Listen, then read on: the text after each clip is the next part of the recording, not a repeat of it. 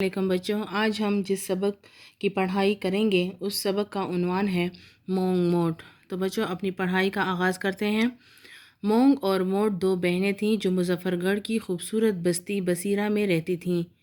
مونگ چھوٹی تھی اور موٹ بڑی۔ بچوں، چھوٹی ہونے کی وجہ سے مونگ کو ہر کوئی کام کے لیے کہتا رہتا، مونگ یہ لا دو، مونگ وہ لا دو۔ اس طرح مونگ کو بچپن ہی سے کام کرنے کی عادت پڑ گئی۔ وہ ہر کسی کا کام خوشی خوشی کر دیتی اور اسے تھکاوٹ بھی محسوس نہ ہوتی، کیونکہ بچوں وہ کام کرنے کی عادی جو ہو گئی تھی۔ اس کے برعکس موٹ ضدی، کاہل اور اکڑ بن گئی تھی، کام سے جی چرانے لگی تھی۔ اپنے حصے کا کام بھی روب داب سے مونگ سے کروا لیا کرتی اور خود مزے کرتی۔ جب دونوں بچیاں بڑی ہوئیں تو والدین نے ان کی شادی نزدیک ہی ایک بستی خانی کے دو بھائیوں کے ساتھ کر دی۔ یہ دونوں بھائی بھی بس مونگ موٹ جیسے ہی تھے۔ بڑا بھائی محنتی اور ہنسمکھ تھا، جبکہ چھوٹا بھائی بے جا لاڈ پیار کی وجہ سے بگڑ گیا تھا۔ وہ ضدی بھی تھا اور کاہل بھی۔ اپنا کام بڑے بھائی پر ڈال دیتا اور خود مزے کرتا۔ بڑے بھائی کو جو کہ ہنسمکھ اور محنتی تھا، موٹ، اور چھوٹے بھائی کو جو کہ ضدی اور کاہل تھا مونگ کا ساتھ ملا۔ اس طرح دونوں کی زندگی کی گاڑی چلتی رہی اور مونگ اور اس کے جیٹھ نے مل کر پورے گھر کا انتظام سنبھالا۔ ایک دن کیا ہوا کہ موٹ، جو کہ سارا دن فارغ رہتی تھی، اپنی نانی کے ہاں مظفر گڑھ جانے کا پروگرام بنایا۔ مظفر گڑھ ان کے گھر سے صرف 3 میل کے فاصلے پر تھا۔ گرمیوں کے دن تھے، لہٰذا موٹ گرمی سے بچنے کے لیے صبح سویرے ہی چل دی۔ سب سے پہلے اسے راستے میں حلوائی کی دکان نظر آئی۔ بابا حلوائی انہی کے بستی خانی کا رہنے والا تھا۔ موٹ کو دیکھ کر کہنے لگا، بیٹا میں بیمار ہوں، ذرا یہ کڑھائی تو مانجھ دو۔ موٹ نے ناک منہ چڑھا کر کہا، بابا جتنی دیر میں یہ کڑھائی مانجوں اتنی دیر میں اپنی نانی کے گھر نہ پہنچ جاؤں؟ یہ ٹکا سا جواب دے کر موٹ آگے چل دی۔ چلتے چلتے راستے میں پھلوں والا بابا نظر آیا۔ موٹ نے بابا کو سلام کیا اور پانی کا گلاس مانگا۔ بابا بولا، بیٹا یہ بالٹی لے جاؤ اور سامنے نلکے سے پانی بھر لاؤ، خود بھی پیو اور مجھے بھی پلاؤ۔ موٹ کے ماتھے پر بل پڑ گئے۔ جتنی دیر میں یہ بالٹی بھر کر لاؤں اتنی دیر میں اپنی نانی کے گھر نہ پہنچ جاؤں؟ یہ کہہ کر موٹ آگے چل دی۔ اب سورج بھی نکل آیا تھا اور موٹ پسینے پسینے ہو چکی تھی۔ راستے میں اس نے اپنی بستی کے بابا کریم بخش کو گاڑی میں بیل جوتتے دیکھا۔ موٹ فوراً بولی، بابا بابا مجھے بھی مظفر گڑھ کے چوک میں اتار دینا۔ بابا نے کہا، ہاں بیٹا ضرور اتار دوں گا، ذرا بیلوں کو پانی پلا لوں، تم یہ نلکا چلاؤ، میں دوسرا بیل جوتتا ہوں۔ موٹ تنک کر بولی، جب تک میں نلکا چلاؤں اپنی نانی کے گھر نہ پہنچ جاؤں؟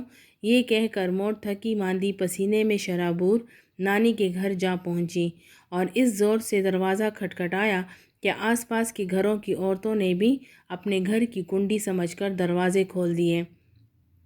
نانی موٹ کو دیکھتے ہی پیار کرنے کے لیے آگے بڑھیں تو موٹ نے روک دیا۔ ہے نانی، تمہارے کپڑوں سے بڑی بو آ رہی ہے، نہا کر ناشتہ بنا دو، صبح سے کچھ نہیں کھایا۔ نانی بیچاری 2 دن سے بخار میں پھک رہی تھی۔ پڑوس کی لڑکی کو بلا کر ناشتہ تیار کروایا۔ 3 دن رہنے کے بعد موٹ بددل ہو کر واپس آ گئی۔ آتے ہی نانی کی برائیاں شروع کر دیں۔ مونگ کو جب موٹ کی زبانی نانی کی بیماری کا پتہ چلا تو اس نے بھی نانی کو ملنے کا پروگرام بنا لیا۔ مونگ بھی گرمی کے خوف سے صبح سویرے ہی چل پڑی۔ راستے میں اس نے بابا حلوائی کو کڑھائی مانجتے دیکھا تو فوراً سلام کر کے کڑھائی پکڑ لی اور مانجھ کر شیشے کی طرح چمکا دی۔ بابا حلوائی بہت خوش ہوا، ڈھیروں دعاؤں کے ساتھ بتاشوں کا بڑا لفافہ مونگ کو پکڑا دیا۔ اب سورج بھی سر نکال چکا تھا اور گرمی بڑھتی جا رہی تھی۔ مونگ چلتی رہی، راستے میں پھل والے بابا کو دیکھا کہ دکان میں جھاڑو دے رہا ہے اور بری طرح ہانپ رہا ہے۔ مونگ نے بابا کو سلام کر کے جھٹ جھاڑو لے لی اور 5 منٹ میں دکان صاف کر دی۔ مونگ نے بابا کو سلام کر کے جھٹ جھاڑو لے لی اور 5 منٹ میں دکان صاف ستھری کر دی۔ پھل والا بابا بہت خوش ہوا اور ڈھیروں دعاؤں کے ساتھ کیلوں کا ایک گچھا تھما کر بولا، بیٹا نانی اماں کو میرا سلام کہنا، یہ کیلے لیتی جاؤ۔ بوڑھوں کے لیے اچھے ہیں کیونکہ ان کے نہ دانت مضبوط ہوتے ہیں اور نہ آنت صحت مند رہتی ہے۔ مونگ کیلوں کا گچھا لے کر آگے بڑھی تو بابا کریم بخش کو نلکے پر بالٹی بھرتے دیکھا۔ فوراً دوڑ کر پہنچی اور خود نلکا چلانے لگی۔ جب بیل بالٹی سے پانی پی چکے تو بابا کریم نے کہا، مونگ تم نانی کے ہاں جا رہی ہو نا؟ بیٹھ جاؤ میری بیل گاڑی میں تمہیں نانی کے ہاں اتار دوں گا۔ مونگ بیٹھ گئی اور نانی کے ہاں اتری تو بابا کریم بخش نے تازہ گرم گڑ کی بھیلی مونگ کو دی اور بھیلی کو نانی کے گھر تک اٹھا کر چھوڑ بھی آیا۔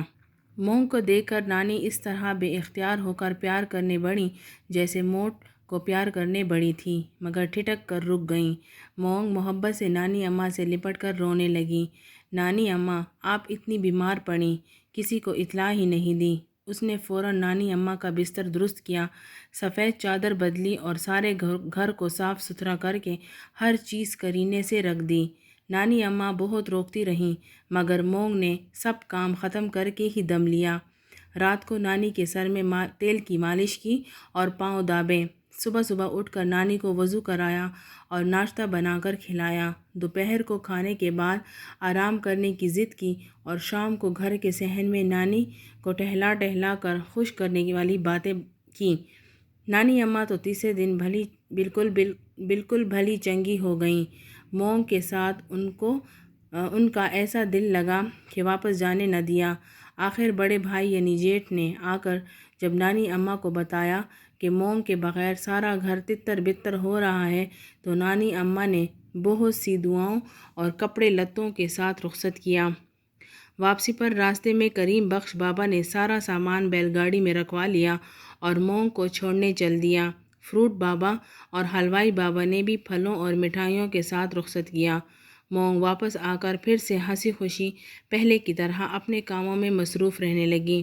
بچوں، ہمیں تو مونگ اچھی لگی، تم بتاؤ تمہیں کون اچھا لگا، مونگ یا موٹ؟ اس سبق کے مشکل الفاظ یہ ہیں بچے: اکڑ گستاخ، تنکر تیزی سے چڑھ کر، کرینے سے سلیقے سے، جیٹھ شوہر کا بڑا بھائی، کاہل سست بتاشے ایک طرح کی مٹھائی، بھلی چنگی تندرست، ناک منہ چڑھانا، غصہ کرنا، نخرہ دکھانا، بھیلی گڑ کا ڈلا، تتر بتر بکھرا ہوا بے ترتیب۔ امید ہے آپ کو یہ سبق دلچسپ لگا ہوگا۔ اس کے ورک بک کا کام ہم اگلے لیکچر میں کریں گے۔ اپنا خیال رکھیں۔ اللہ حافظ۔